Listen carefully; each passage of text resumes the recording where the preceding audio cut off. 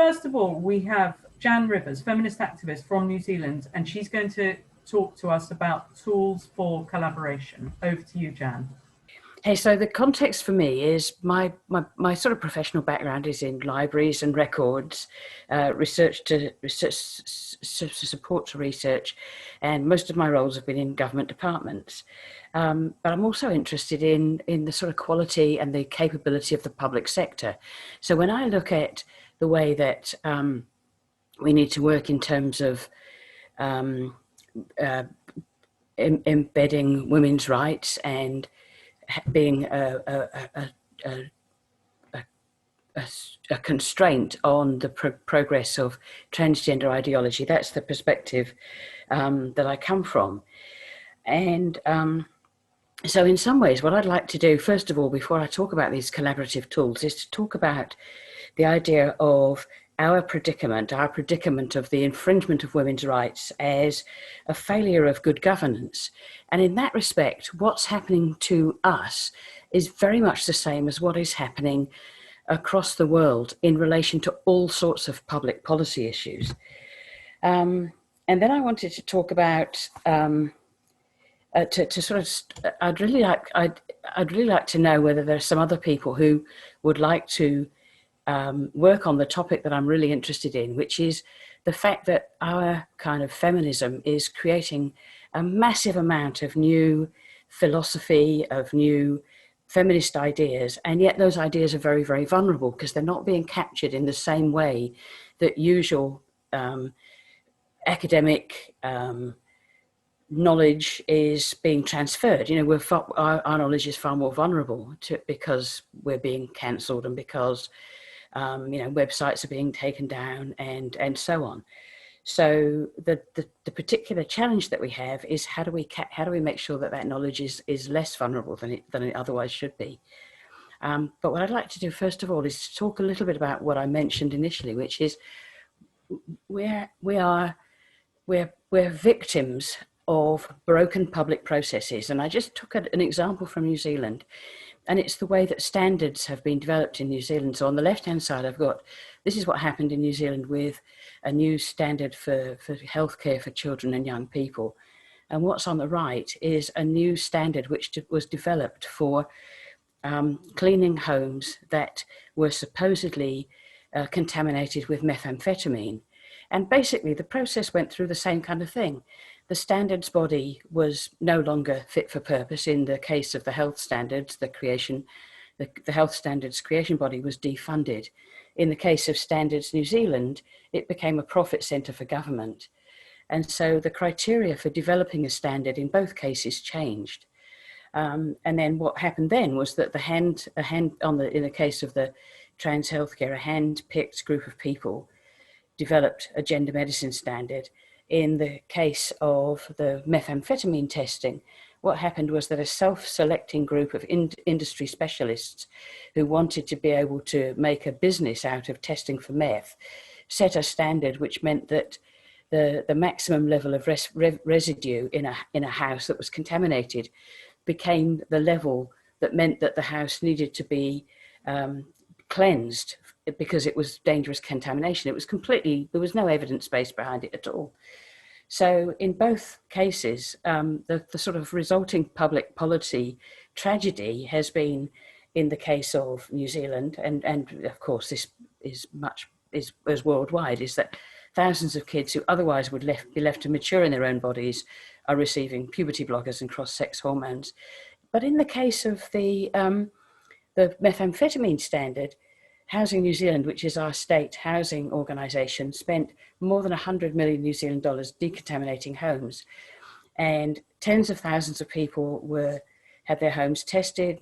Thousands of people were made homeless because they were evicted. So in a way, to me, there's just seems that there's a parallel there, which is about this process of developing public policy that just doesn't work. And the reason that it doesn't work is because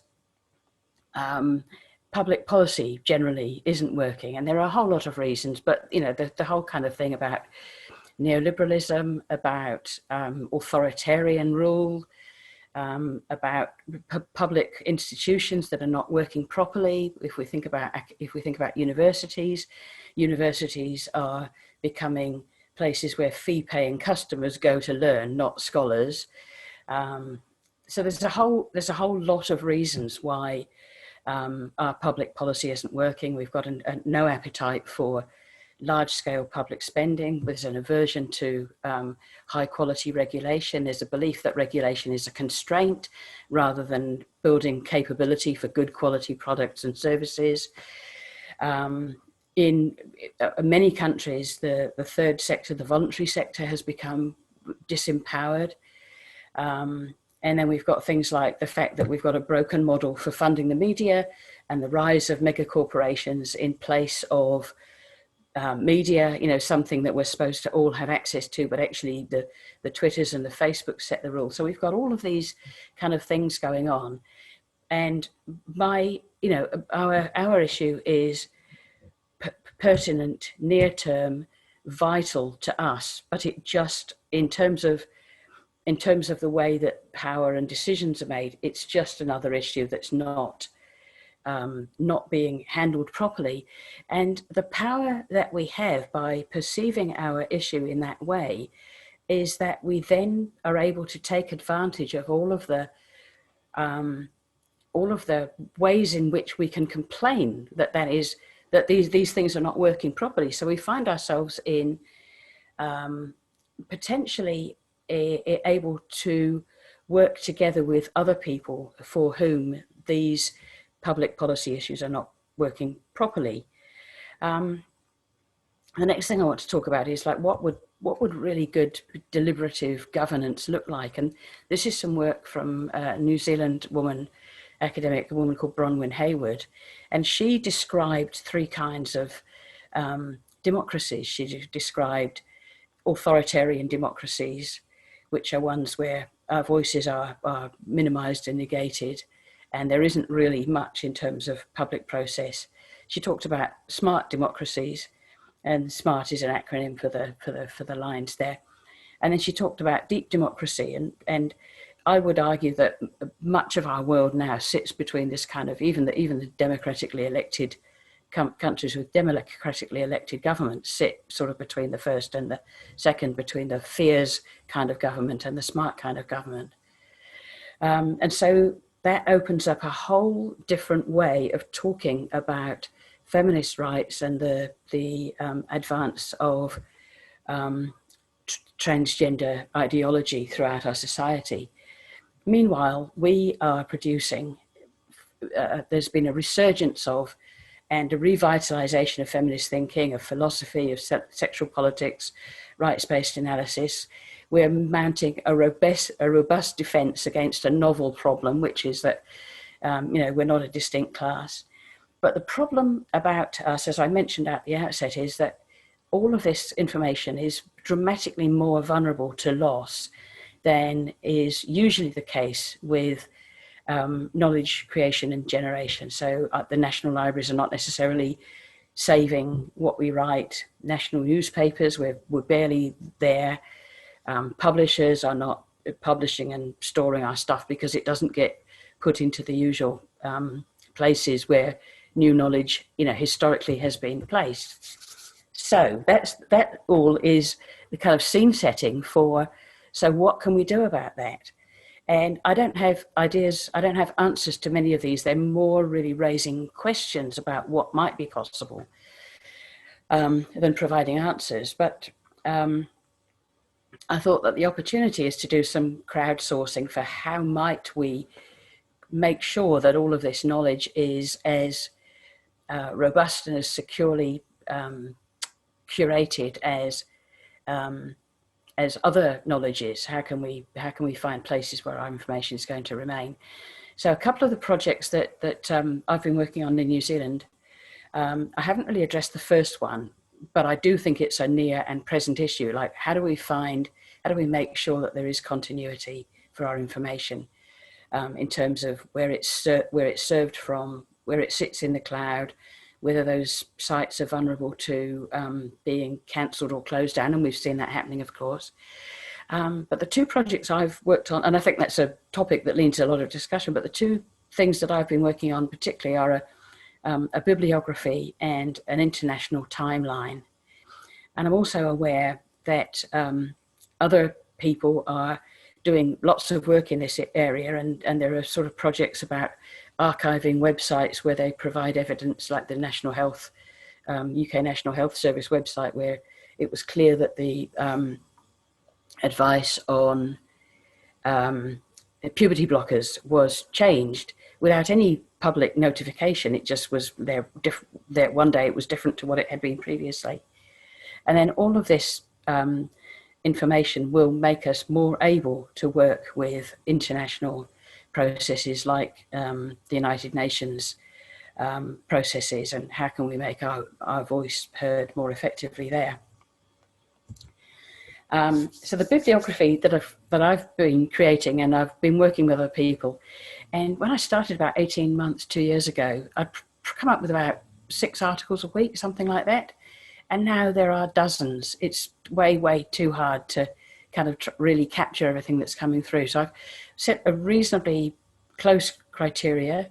The criteria are gender ideology and the feminist response.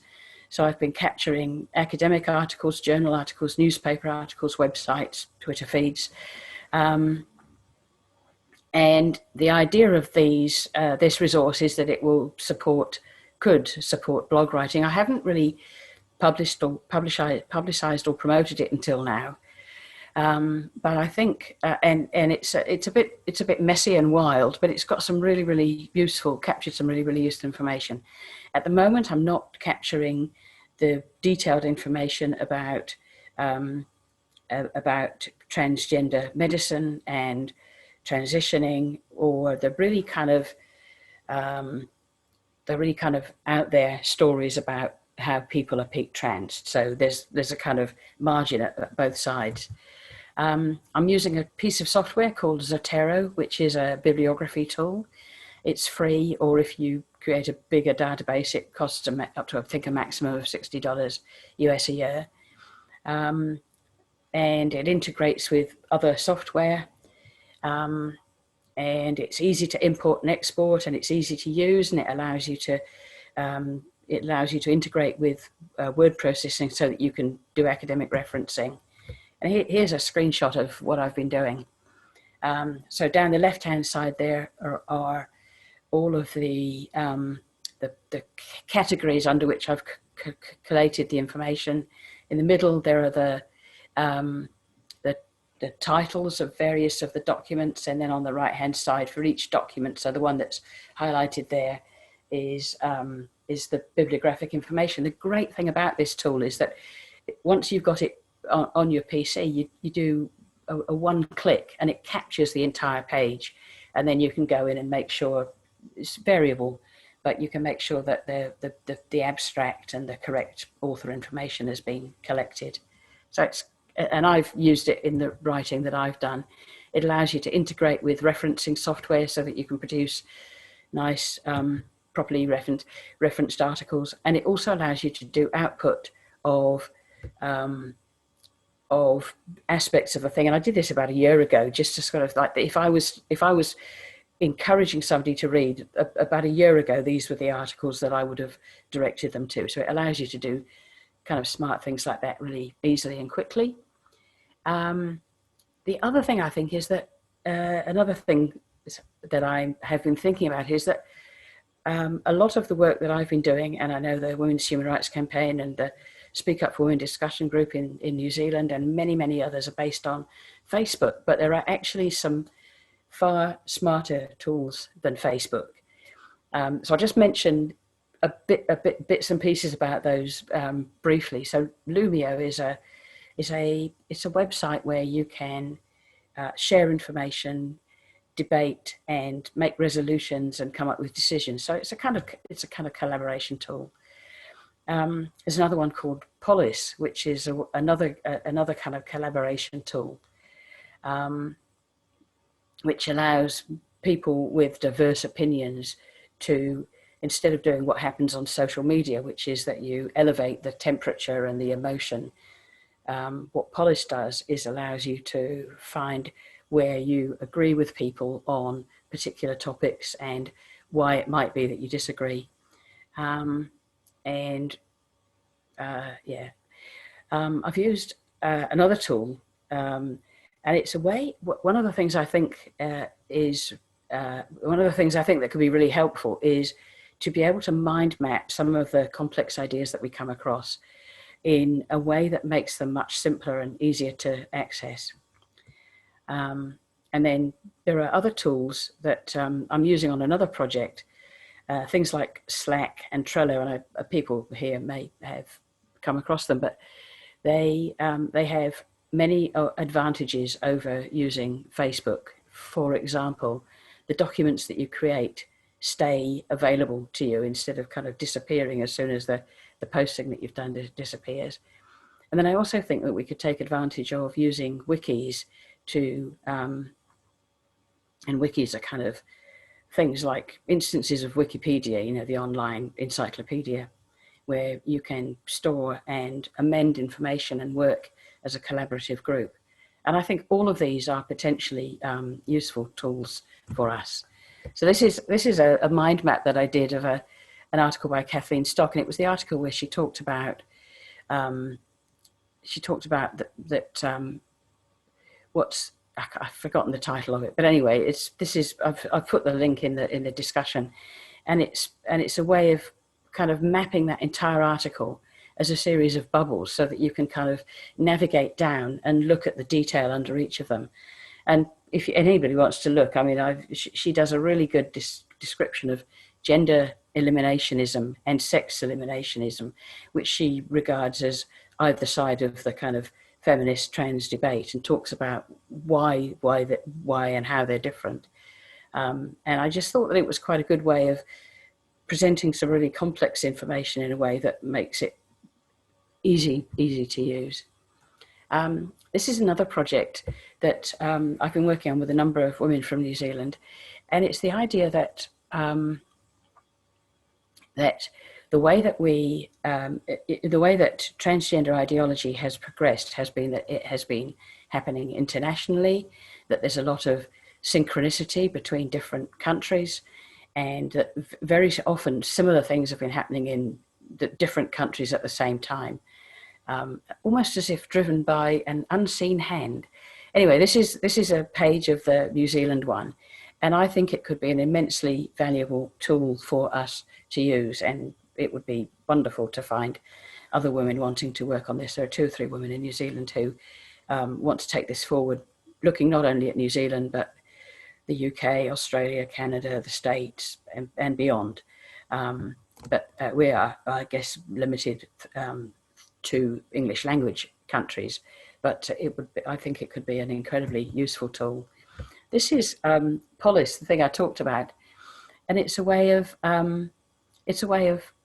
seeing how your views agree or disagree with other people who are working on a similar topic.